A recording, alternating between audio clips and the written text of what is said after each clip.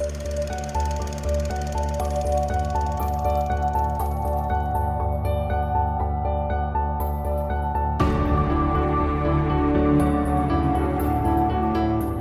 I'm Sophie, and I haven't seen a lot of movies.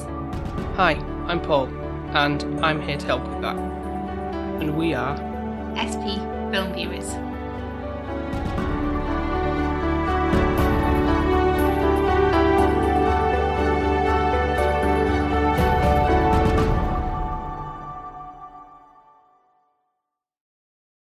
This is Karate, and this is the second episode of 2021. It is. And I think we did really, really well with the first review and the film. And obviously we started the year off with a really good score. I'm not going to tell you what it is, so you can go and check it out.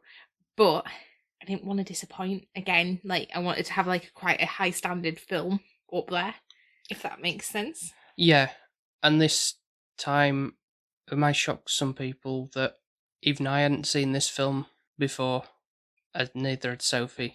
Well, that doesn't shock people, but you know. But more the fact that I can't believe I've gone through life and not seen this one after for so long. I don't know why it kind of just passed me by in a sense. I don't know why that is, but I'm quite surprised actually for you that you haven't seen The Karate Kid, because I think it's one of those where, with your love from Japan and all that kind of culture, I'd have thought it'd have been something on your like kind of agenda to watch. I didn't know what to really expect with this one. I didn't know how heavy the culture and similar feeling on that really. I knew obviously I think the main basis of it, or what I took from here and there, is an old man teaches a young kid how to defend himself kind of thing, and not obviously know exactly how the beats of the plot really went, but I assumed it was somewhat along those lines, and it kind of is. It is, but it's so much more than that. Yeah. The way that he teaches him, the way that he kind of takes him under his wing, the culture behind it, so it kind of lets him into like his kind of, is it like ancestors and stuff like that? Yeah, his background. Yeah, and it's explaining to him like it's focus, it's kind of not to be fighting just to look cool and protect yourself. It's so you don't have to fight, you know, kind of thing. It's gaining that respect, I feel like, more than it is trying to just beat people up. I think he's trying to teach him the morals and that kind of calm and zen approach to defending and / fighting. Exactly. So that's why I think it's quite a nice kind of idea of it, because I feel like the Japanese and you've got your Chinese, which is more the reason behind why they do something is more to do with your brain and your mental state. It's always linked. There's always like a reason, and it's always linked to like calm or peace, and it is quite meaningful, whereas like us, we don't really have that really, do we? No, we're all punch first, ask questions later type of mentality, which is not great really, but I love the Japanese culture just for that reason. Yeah.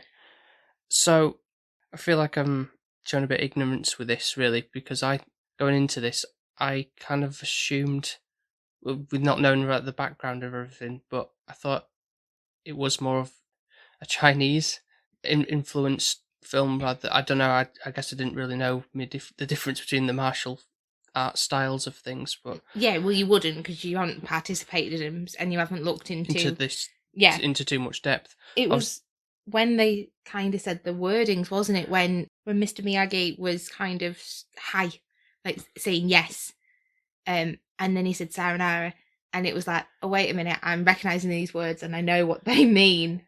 And then that's when he did explain, didn't he, on the map?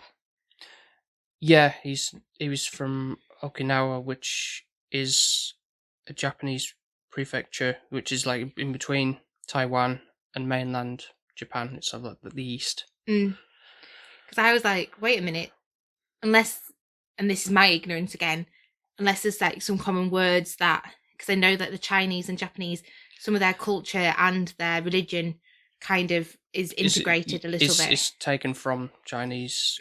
And sometimes it's kind of like, I know when we went to Japan, our tour guide said sometimes it's kind of a merge of the two. It can be. So it kind of, because they're quite close on the map, it links together. So I think straight away when we figured out, not in a bad way, we've got a big love for Japan. More of a soft spot for this, almost from the get-go, of knowing that information in a way, rather than, I don't know, it seems a bit biased, but yeah, but it was kind of like, and we could relate to certain things he was saying, and I think you kind of get set in a scene where it's a kid moving to California. Yeah, so from Newark, New Jersey, and then you don't even like see them. You obviously see them driving there, but you don't even get to see them until like practically after the credits roll, and you see all this, like, even the beautiful opening scenery of them traveling from where they are to California, and you're looking at the things like cinematography there of the landscapes and stuff. It's really pretty. You can kind of see as well a sense of like the fact with the car having to get jump started, like they're from a not a well-off background. Yeah. They have things that break and they can't afford to fix them. And you can see that they're moving to California. The mum she's got a better job opportunity, and I think she wants to provide a better life for her son in the sunshine. And she keeps referring to, oh, you can just jump into the swimming pool as you get out of bed. But as you quickly see from like this apartment complex where they live in, it's not. It looks like a bit like a rundown motel type of scenario thing. Yeah, and the swimming pool doesn't even have any water in it. I don't think it's like murky and looks. I would not dip even my big toe in it. It was that disgusting.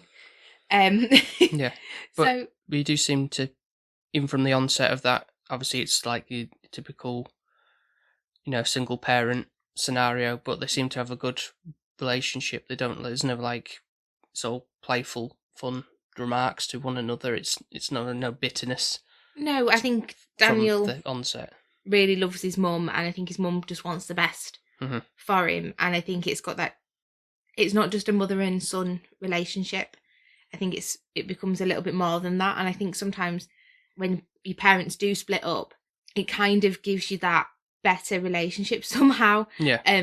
Not always with both of them. Maybe just with one particular parent if they're one-on-one with you, and you kind of come to more of a friendship area, I'd say, instead of them just being parents.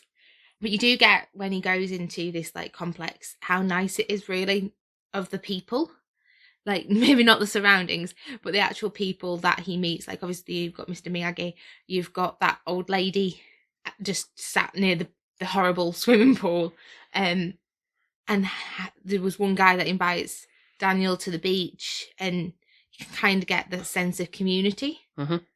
So I think there's the main part where Daniel goes to the beach, and this is where the main storyline kind of pans out. So there's this girl called Ali with an I. Yes.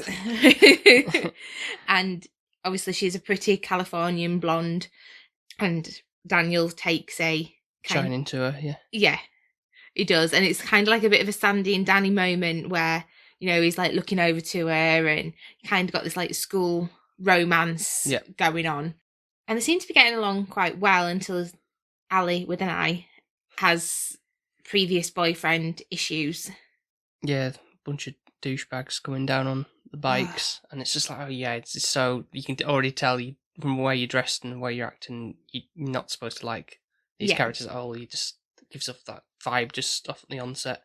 Just really horrible men, boys, just being absolute douchebags and just being horrible. So obviously this one guy is super jealous, and he's got like a bunch of cronies that just will do whatever he wants, basically. And there's one really insane one that's like wants to just kill everybody. So obviously poor Daniel then just gets to a point of where his school life is pretty much already ruined before he even gets to have his first day. Which I don't really understand, because I mean these friends that he's sort of hanging around with the beach with, and he's having this fight, and even though he fights back, they're quite quick to like abandon him in a sense. Oh, come on, this guy's like a loser. It's like, oh, I don't think you guys would fare much chance against this fighting him anyway. So it's like, what's the problem there? I think it's because they don't want that trouble, and they don't want to fight him because they know him. Yeah, not to mess with him because he just. Yeah, and they're like, right, no, I don't want to be part of that, which is not really fair, because if they hadn't invited him to the beach, he wouldn't have been in this sticky mess in the first place. Yeah, and that's when he goes back to school next day, and that's how he's sort of given the name Karate Kid, which is weird. Like that's the only sort of mention of that. You know, like hey, it's Karate Kid, in an ironic way because he obviously couldn't really defend. He tried to defend himself, but he didn't really do a good job of it. Even though he sort of knows some basics of karate because you can see him teaching himself the kicks from a little book. But this guy is obviously older. The one that is on the motorbikes, they are older than him. I think they're like the seniors of the school. Yeah, he should know better, and he looks like a couple of years younger. And it's just like, it's so unfair. Like, there's 5 of them beating up on one guy. It's like, I don't like that. I really don't. I just think it's morally wrong. Like, if you're wanting to fight anyone, I don't really think you should. No, be I'm not condoning fighting at all, but it should be at least fair, one-on-one. Yeah. Like, to have a fair shot, not just somebody kicking somebody to the ground. That's just that's not completely the way to wrong. go. No. So obviously, he gets to a point of where he's getting a bit fed up now because he gets beaten up again, and you can see this occurrence where he's just like, once he's on his own. Yeah, there's a bit in, I think, where they're playing sports at school and they're playing soccer or football as we'd call it here, and sort of reminded me of like what people were doing like high school where I was, and it's let's purposely trip them up, kind of tackle them and just make it look like an accident kind of thing, and it's just like I just hate those kind of people. Yeah, it's like, I don't even know why they exist. Like, it's obviously what was quite clever is Mr. Miyagi said, and I think it is really, really true, either about your teacher or your parents. I think it links to. Yeah. So it links to your parenting. So like how you've been brought up is a massive thing. It's like no dog is bad. No baby is born bad. We don't have horns coming out of their heads or anything like that when they're born. No. Except in horror movies. So it's like, it's just how people are brought up, or in the Karate Kid, obviously for them it's their sensei, isn't it? That is the one where he's just like, no morals, as long as he's winning is happy. It doesn't matter how you get there, if you're doing cheating or... Yeah, because Daniel goes to this karate dojo and he realises, it's that kid who beat me up and his friends are all part of this group. It's like, that must be so annoying to like thinking like one place where I can, like feel like a safe haven almost. And like, this is what I'm kind of good at and enjoy, and it's ruined by this guy. And I kind of get the sense of that as well. It's kind of like people at school that can just ruin an experience for you because they're involved in it, and it's not good. So luckily for him, he has even a better teacher that he's not even aware of yet. Yeah. And to be honest, you've got this teen drama kind of thing within the middle of something really, really golden. So like, every time Mr. Miyagi is on the screen, I am well happy. Yeah. I love him so much. He's like a little old man, but is a badass at the same time. And he's just so sweet. But like the way he teaches you lessons, it's sometimes quite interesting the way he does things. But they all have a purpose and a meaning. He's not just doing it to be mean or anything like that. He's thought it through. Yeah, but it's in a way that, obviously in a way that's kind of benefiting him in a sense, because obviously we know, I think you know as well, didn't you, the whole wax on, wax off statement. I think I said wipe on, wipe off, didn't I? Something ridiculous, but yeah, I'm aware of it. I obviously knew about that wording, but obviously that plays a strong part in this, is meaning the technique of waving your arm around to so do it's the defense, isn't it? Yourself, and then stroke up, stroke down with a paintbrush and all these the tasks he gets him to do for free. Just so he gets all his cars cleaned. He gets his decking sanded down, his fence painted, and he gets his house painted. So I love the fact that he's benefiting from it, but he's teaching him the poise of the positions. He's teaching him to breathe, the focus, and obviously it's that kind of concept behind it. So I think it's really clever the way that he has done it, and they've built up such a great relationship.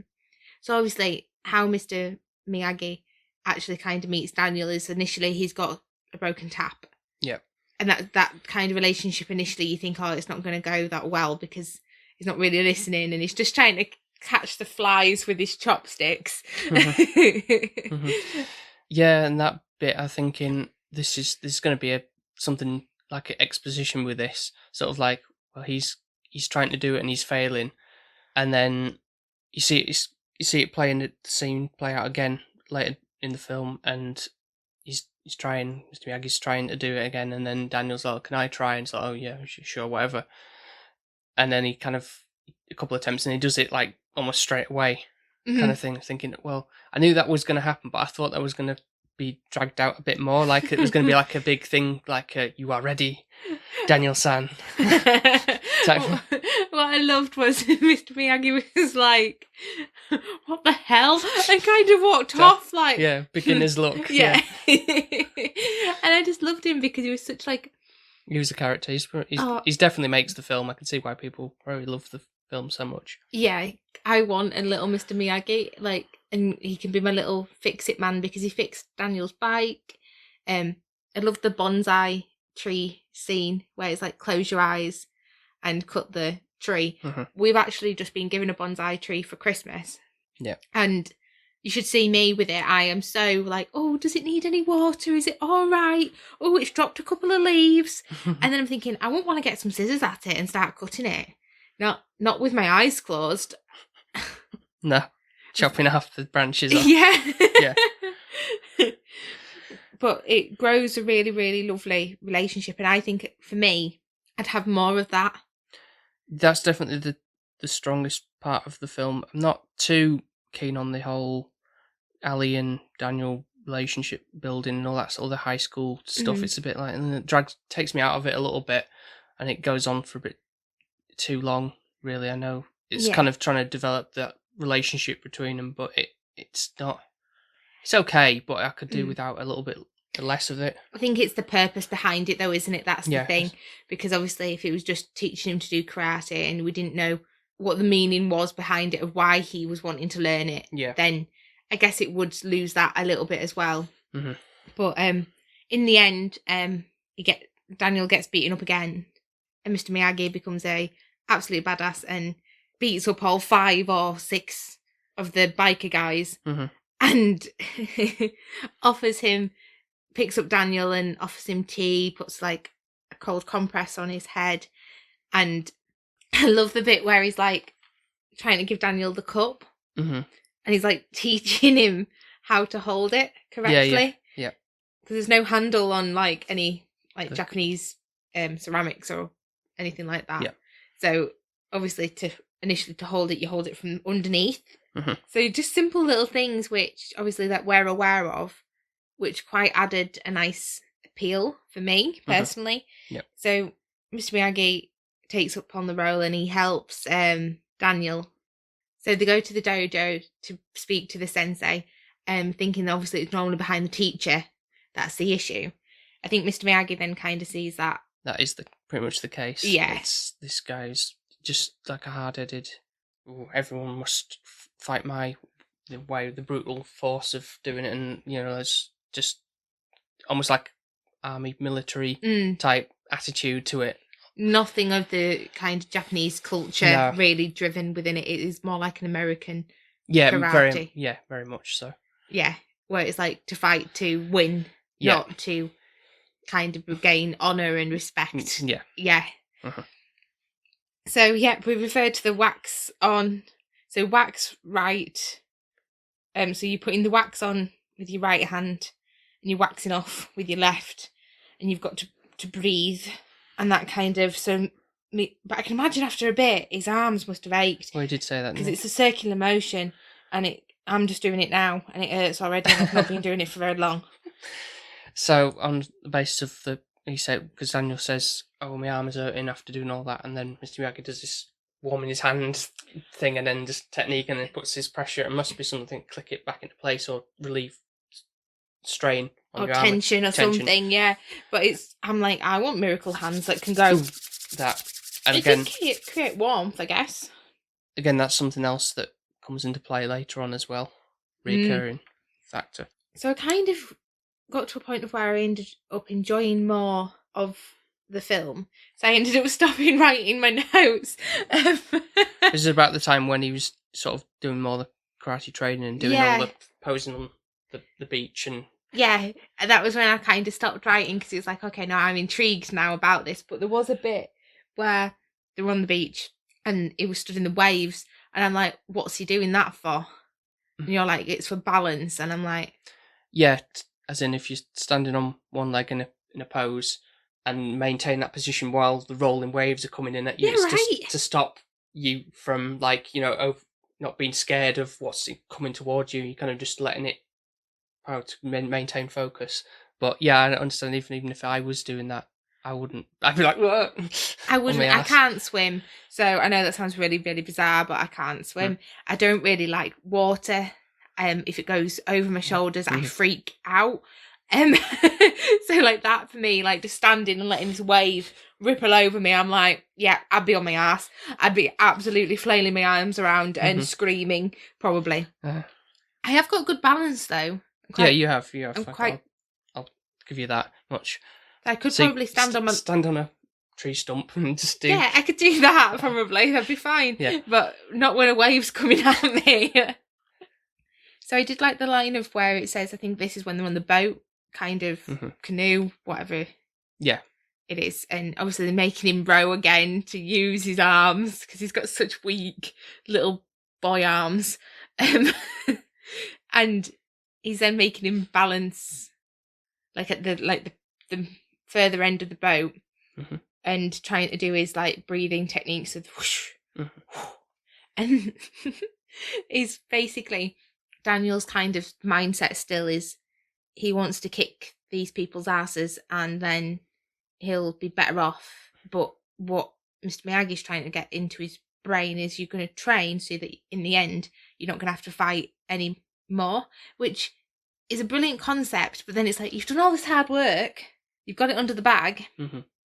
But I'm always one of those, you need to keep doing something for it to be there. Yeah. So he still needs to train up, but he don't need to be beating people up, but he still needs to be doing what he was doing at Mr. Miyagi's house to keep on point. Because I'm one of those, if you don't use it, you lose it. Yeah, much like maths. So I think a lot of things from school I've just there's gone so out. many things though. I feel like if I could go back and tell my younger self, don't worry about all of this. Yeah, focus on these things. Don't focus so much on that. But like, I feel like at school in maths, looking at a pie, unless you're going to be like a mathematician or whatever you equations and stuff. Yeah. Yeah, like your percentages, hone in on that, because like when there's a sale and it's 50% or 25%, you'd want to know how much you're getting off your money. I feel like they don't give you enough money orientated things, and that's the main thing people struggle with when they come out of school or when they're trying to... Yeah, because that's everyday thing that you use all the time. Yeah, it really is. I feel like you should be having in school mortgage lessons and... Yeah, so it's English, obviously. English, yeah. You know, it's the language you speak and you need to know those kind of things. Yeah. Science, unless you're going to really do anything in the scientific field, I don't think you really need to... I know that they obviously need to give you this to give you a bit of knowledge, but I feel like business skills, like... Business studies should be practiced, most definitely. Yeah. But anyways, don't get me started on school education. So, yeah, the point was, if you don't use it, you lose it, like school education stuff. Yeah. So you're kind of now getting to a point of where the tournament's coming up quite closely. He's trained, but you don't think he's up to scratch as much. And he kind of goes to Mr. Miyagi's house. Is it house? Yeah, house, yeah. Because that's what he was painting and doing all the work on. It looked literally like a little Japanese kind of... It looked lovely. I'd love to live there. It was gorgeous, wasn't it? Yeah. It even looked like it had like a Japanese kind of garden-y feel to it as well. And it had like a river and it had fish in it. Maybe it's cut out, but I'm surprised it say like doing the Japanese garden with the rake and stuff and make it perfection on that, because that would be like taking forever to do something like that. But there's a scene where it's quite funny where Mr. Miyagi is drunk. Yeah. And he's such a funny character anyways, but when he's drunk he's really, really funny. But actually, bless him, it's his anniversary for him and his wife, and you kind of get to see a little bit of his personal history coming out and background. So obviously he had a beautiful wife and she was pregnant, and sadly he lost both, which I think is just such a horrific thing. It's like, that's meant to be something really joyous, like your wife's pregnant and you're going to be having a baby, and it should be a lovely bundle of joy that comes out instead of losing your wife and your child. I just can't even imagine how anyone would feel with that. No, I'd be pretty upset if that were to happen. Aww. Bless you. Yeah. Would that be because you wanted a baby or because I'd be dead? Well, I lost both two very important people. Yeah, but bless you, I guess you hadn't even met the baby, but you'll have known for it for 9 months that you were going to have a child. So there was another line that I liked, and I like these little mottos and stuff like that. Focus is power. So I have another thing that I quite like, and I forgot who quotes it, but where energy flows, focus goes. And that's my I quite like that idea. So when he was on about focus is power, that kind of links to the where energy goes, focus flows. Or is it where I don't know. I think I've said it right. You're saying that you've told me about, so I can't quote correct you on your. I don't think I've said it backwards or something like that. But you get my principle. And was there I any think more that's to that? The main part is the focus. If you're giving 110% focus on something, you're gonna benefit from it. And I think I like these kind of little morals and kind of life lessons kind of thing. Yeah, that makes you think about things a bit more. I take a lot from that, and it kind of makes my brain think a little bit. And I think this is what I love about the Japanese culture, because they do have that, whereas ours is not as driven behind that. So then we get to the nice scene. His birthday. Yeah, where he's given this. It was a robe, isn't it? From his. From him, do you think is what he wore? Possibly. From his wife, kind of gave it to him, and it was like an embroidered thing with the. I know the embroidered was put on the back of it. Yeah, sort of like a martial arts. What do you call them? Gis, I think that's what they're called.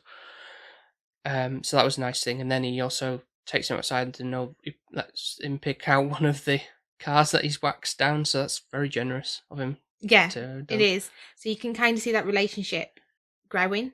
Daniel obviously hasn't got a father figure present. Yeah, so he sees that in Mr. Miyagi, and Mr. Miyagi, as we now know, doesn't have any living family relations, so he's sort of adopted Daniel as his son and passing on his knowledge to him. Yeah. In a way, so there's that. Yeah, there's some connection, like a father would give their son a car for their birthday, and kind of like out of the blue, Daniel says, "Oh, I got my driving license today." That is kind of thrown in a little bit, because I thought he sort of could already drive, but I don't know. I think he could drive, but obviously I think he wasn't of age. I think. Yeah. That was the thing. So he's got that, so they're kind of like, oh, right, immediately after that, here's a car. Kind of thing. But so I think that was a lovely kind of scene, and I really enjoyed that scene. But then there's a part where it makes me quite laugh. So he's on about balance for his life. And obviously it's kind of balance is key within everybody's life. So you've got people say about work-life balance, home balance, and trying to get like that equal keel to working at the same as you would have like relaxation and downtime. And Daniel says to Mr. Miyagi, "You're my best friend." And Mr. Miyagi just says like, "You're pretty okay too." And I just love that, because it's like such a Japanese kind of culture. They don't seem to gush, I guess, as much as like Americans or the UK. They're very reserved in how they. Obviously, they're very grateful all the time about everything. So appreciative, but I think they don't. They're not over the top with it. Yeah. No. Not unlike anime where they're super expressive and everything, but yeah. So I really, really enjoyed that bit. Like "you're pretty okay too." You've just given me a car. You obviously like me, but you're only okay. Yeah. And there's the whole thing about when he's saying like shouting "Banzai," and kind of thing, which I learned was actually sort of meaning of like 10,000 years of like long life, like Oh. a meaning of like live long and prosper type Yeah.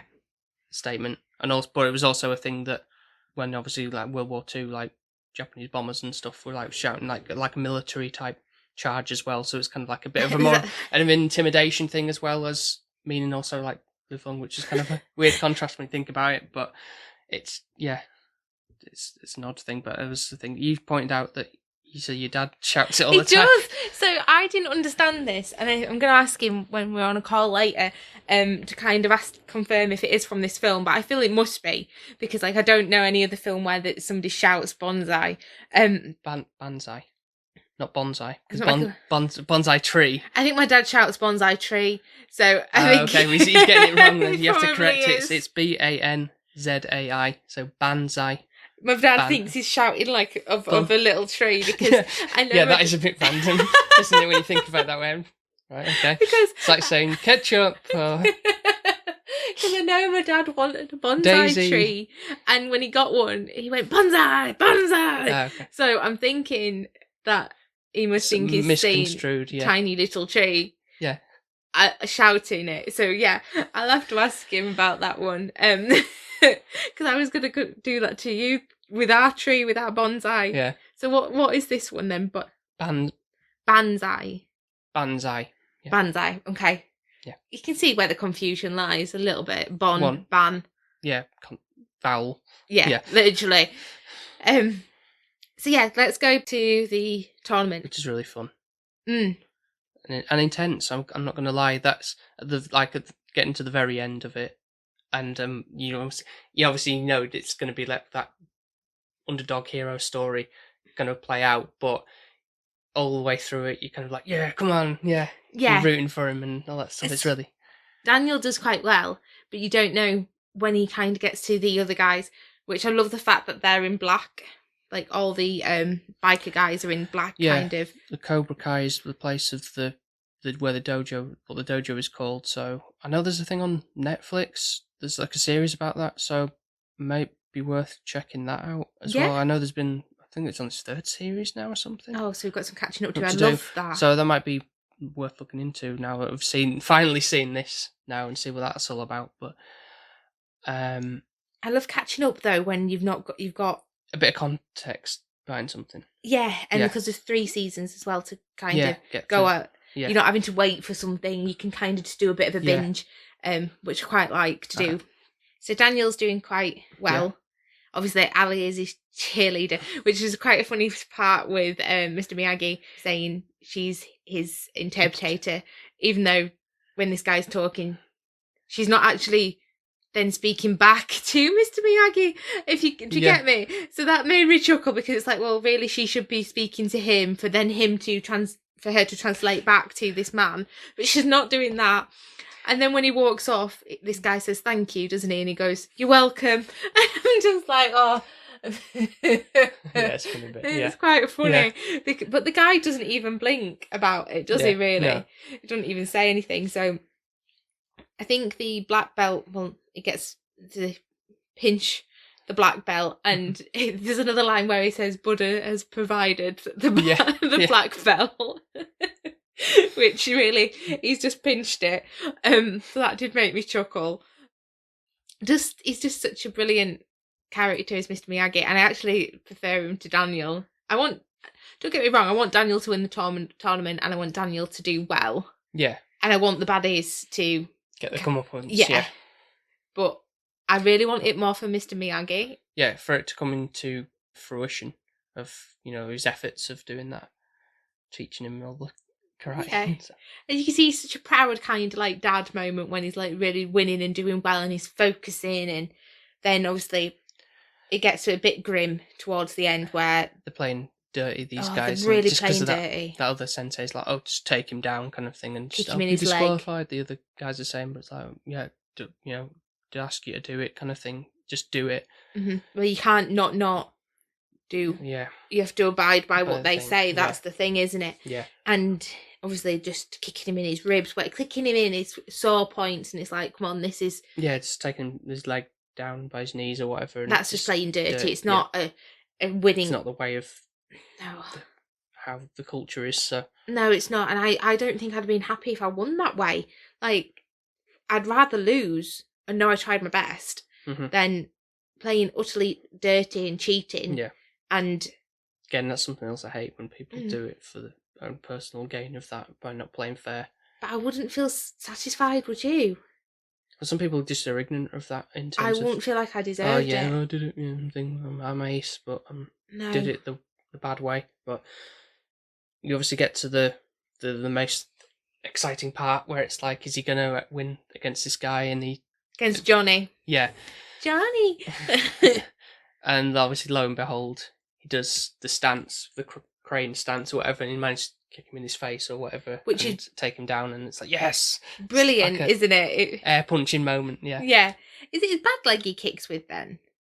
Yeah, it is, yeah, because he's standing on his good leg, but then he kicks with the leg that he got injured by. So. Yeah, which is fantastic. Obviously, we've forgot one part where Mr. Miyagi does his magic trick again. Yeah, of course, that's how he makes him better, as I said, that came back into play. Yeah. But yeah, so Daniel wins. He gets to kind of then have the trophy. Yeah, and it kind of ends there, doesn't it? It kind of Miss Miyagi's like a, yes, you did well, my son. Yeah, and then that's it. And it's like, oh, okay. But it was enough. It wasn't disappointing. I feel like it ended on a high, so... Oh, yeah, definitely, yeah. But there was a bit where it could have been tweaked with the romance with Ali. I think my main bit was Daniel and Mr. Miyagi, but I understand why that story's there. But so when we get to the... Well, I guess we go to the scoring now, and I guess I'll explain. You wanting to go first? Yeah, I suppose so, Cam. So, like I said, I can't believe I have not... It's taken me this long to watch this film.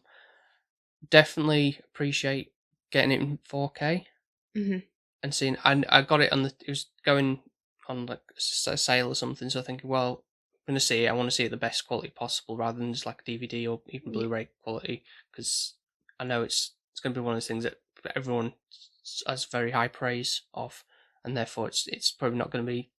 It's not surely not gonna be terrible, and it's not terrible. It's better than okay, and it's high up there.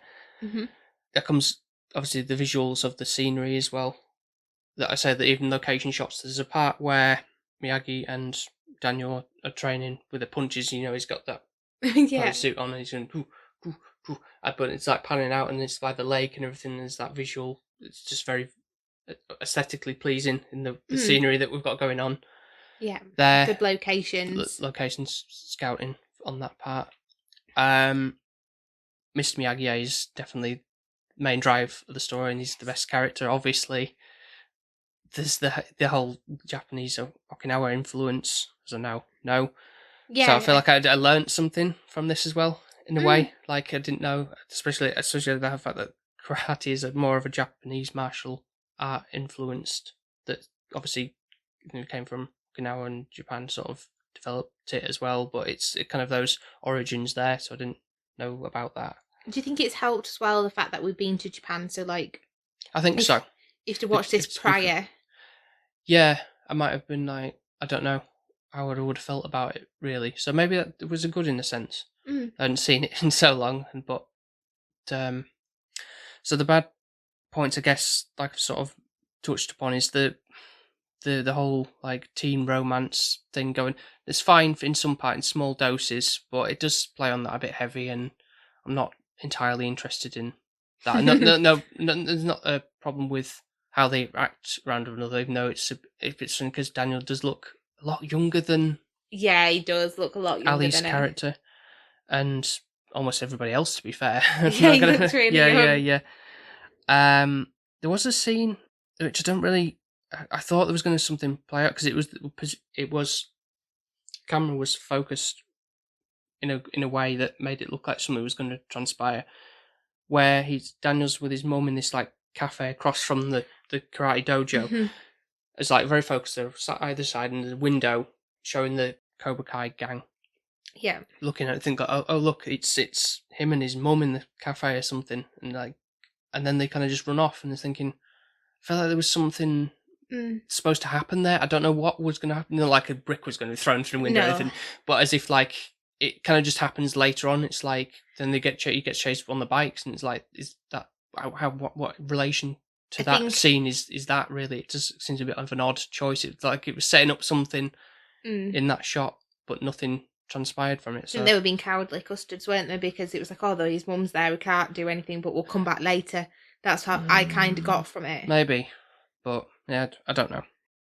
Well, that's really all I can say bad about it. It's just that bulk that maybe didn't need to be, maybe 20 minutes cut out of it on that side of things. Really didn't need to thing. There was like that montage with the going to that golf and stuff place or whatever it was called at the fairground. Yeah. And that was, I don't know, there's a bit, do we really need to have all that going on and stuff like that? But definitely watch it again. Me too. And with that being said, I'm going to give it an 8 out of 10. Ooh, okay. So, would it have been a 7 if it didn't have Mr. Miyagi in it? Is that what you're saying? Or 6? I feel like 7 was maybe a bit harsh. Yes, 100% And is. I think based on that, because like I was saying, Miyagi makes the movie. He does. Really, so that's the main selling point of it, of course. But so that's why it's up there. But I say it's not a 9 or a 10 because of the high school drama stuff going on. Okay. So I'm a little bit different to you. Okay. So I think Daniel's acting is a little bit weak. Yeah, I'll agree with that on as well. There's certain points, but I kind of just overlook it because he's like a kid, he's learning, so I kind of overlook that a little bit. But... yeah, and I think the main actor is Mr. Miyagi. I think he's like my kind of favourite character, and I always do this. If I have a favourite character and I get attached, I can kind of forgive certain things. So Mr. Miyagi gets rid of the fact that Daniel's a bit of a poor actor, and so with some of the others. Yeah. I'm okay with that. Yeah, there's a little bit too much of the rom-com-y stuff, which sounds really strange for me to say, but I enjoyed it at the beginning, but then I actually realised I enjoyed more when it was Mr. Miyagi and Daniel, and that was my more appeal, which surprised me. I thought I'd want the teenage romance thing, because that used to be my kind of cliche. But that's not what the film's supposed to be focusing on too much. So. I think it's probably equally keeled, really. But I feel like we just want a little bit more of the Karate Kid side of it, really, personally. Like you've touched upon, again, with the culture of Japan and all of that. I don't think I'd have valued this as much if I had watched it prior to going to Japan, or if I hadn't watched any other action films or anything like that. I don't think if this was a younger Sophie film, I'd be scoring it the score I am. It would be quite a weak one, probably. Oh, okay. For me. Yeah. At a younger age. So I'm actually going to give it a 9. Oh, wow. I thoroughly enjoyed it, and the reason why it's a 9 is more for Mr. Miyagi. It would probably be an 8 I'd have gone with, like you, but my extra point is Mr. Miyagi. Okay. He's so... I want a Mr. Miyagi so much. I just want a little man in the shed somewhere. That sounds horrible. Comes and helps me out and does his little jobs and teaches me, and I'll do all his house. Wax off yeah. Yeah. I think he's such a lovely character, and to character build that in its sense is golden. And then you've got the scenery, like you're saying, there's clever shots, the knowledge that it gives you as well, so you're getting a little bit of a history lesson with it. Yeah, maybe unintentionally, but I did learn something. And we actually wanted to research things afterwards, which... Yeah, to clarify. To make sure, we were like, wait a minute, it's saying all these Japanese phrases.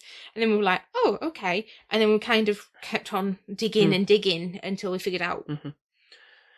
One thing I didn't know, I find it funny that the film's rated 15, because it doesn't really give that impression of being... It felt more like a 12 at most. Yeah, I don't know if it's just more the violence and the beating up, possibly. But, so there we go, the second episode done.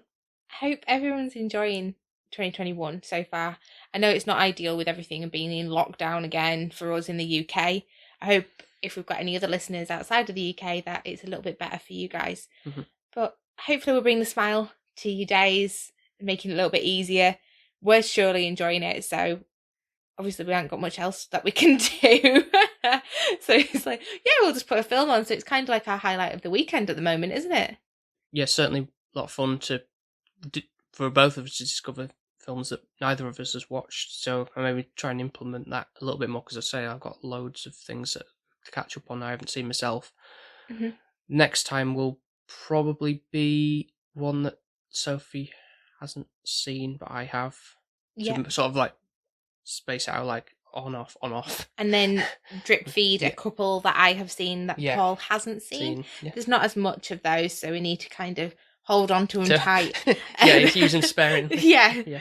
But I think we might start doing as well a little bit of a recording of when we go through the films of what we want to watch, because Paul the other night brought all these films down. Bless you, took so long to pick them and kind of put them into piles and everything, and then I was so ungrateful and was like just reading through and going, no, don't like the front cover of that one, no. And then Yeah. reading the back going, that's a maybe, and kind of going through that. So that might be some good content that people might like to listen to. Yeah. Probably just even if it's on Instagram. Yeah, on the stories or something. Yeah. So thank you very much for listening to this episode, and be sure to check out all our other episodes on iTunes, Spotify, Podbean, and wherever else you might get your podcasts from.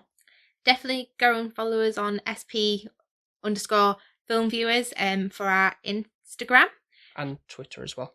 We are more on Instagram though, I'd say. But you follow us on there as well. Yeah. We do just stream from Instagram to Twitter, and I do post some stuff through there. So Paul's doing some amazing work on our Instagram page at the moment. He has got, I say you because you put all the hard work in. Yeah, so we're up to 300 followers now on there, and that's a very small milestone, maybe to some people's eyes, but it's a fair achievement for us. Yeah, it means a lot. Yeah. You have to start small. You can't just go up there straight away. So no, I'm really grateful for everybody who is liking, enjoying any of our content or anything like that. So thank you so much for spending some time with us. Yes, thank you very much. So with that being said, guys, stay safe, and we'll speak to you next time. Speak to you next time. Bye now. Bye. Bye. Bye. Bye.